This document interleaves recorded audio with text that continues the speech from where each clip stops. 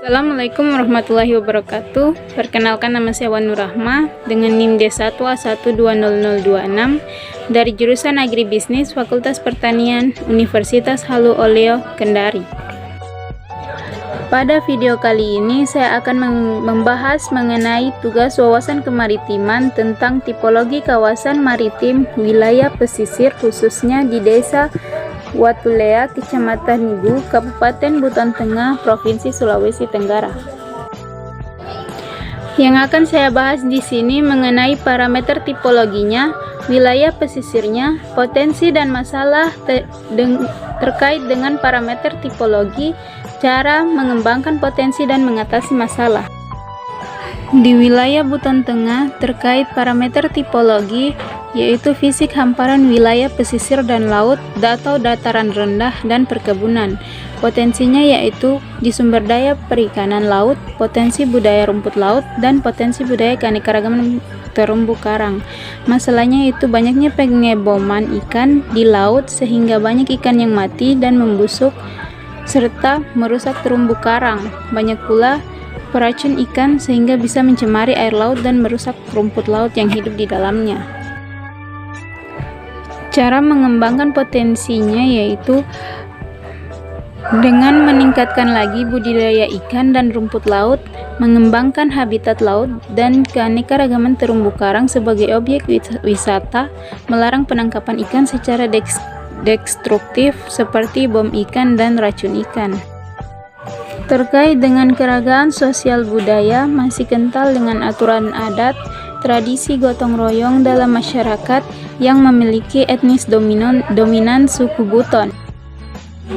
Potensi yang ada di Buton yaitu seperti tambang aspal, minyak bumi, emas, hasil hutan seperti jati, damar, dan rotan, serta hasil laut, serta kawasan perkebunan yang subur, dan di Buton juga banyak tempat wisata seperti pantai, gua, dan hutan mangrove.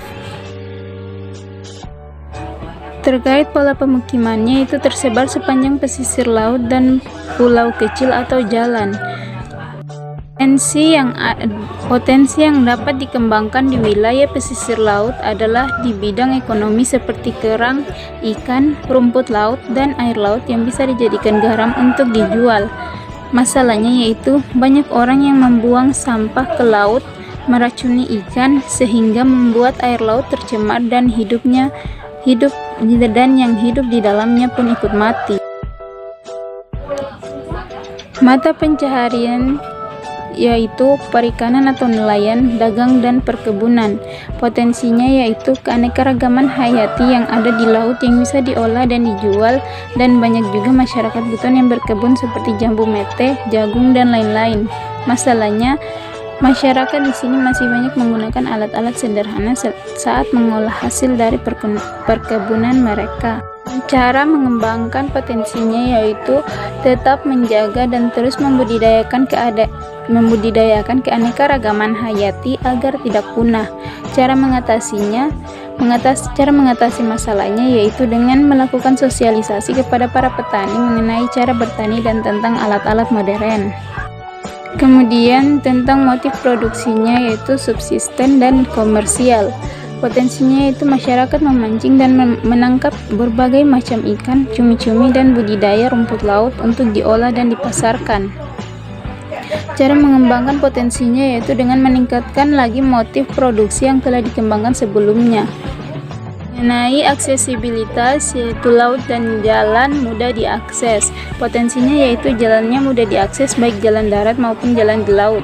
Masalahnya jalan raya banyak yang berlubang dan kurangnya perhatian dari pemerintah. Cara mengembangkan potensi dan cara mengatasi masalahnya yaitu dengan meningkatkan lagi pembangunan terhadap jalan. Berikutnya tentang ketergantungan terhadap sumber daya alam pesisir laut yang meliputi perikanan, hutan mangrove, terumbu karang, rumput laut, padang lamun. Dan masalahnya yaitu terjadinya pengeboman dan rusaknya laut sebagai habitat mereka. Cara mengembangkan potensi dan mengatasi masalahnya yaitu dengan meningkatkan pemanfaatan sumber daya alam dengan baik dan lebih menjaga dan merawat lagi laut sebagai sumber daya alam kelautan. Berikutnya tentang ancaman dan mitigasi bencana, yaitu banjir rob atau pasang tinggi, abrasi pantai, angin kencang, dan lain-lain. Kurangnya kesadaran masyarakat akan bahayanya bencana alam dan kurangnya perhatian pemerintah untuk mengatasi ancaman dari bencana alam sehingga masalah-masalah tadi terjadi. Cara mengatasinya yaitu dengan melakukan sosialisasi kepada masyarakat bahwa betapa bahayanya bencana alam. Demikianlah yang dapat saya sampaikan. Lebih dan kurangnya mohon dimaafkan, dan terima kasih kepada teman-teman yang sudah menonton. Semoga bermanfaat. Wabillahi taufiq wal hidayah. Wassalamualaikum warahmatullahi wabarakatuh.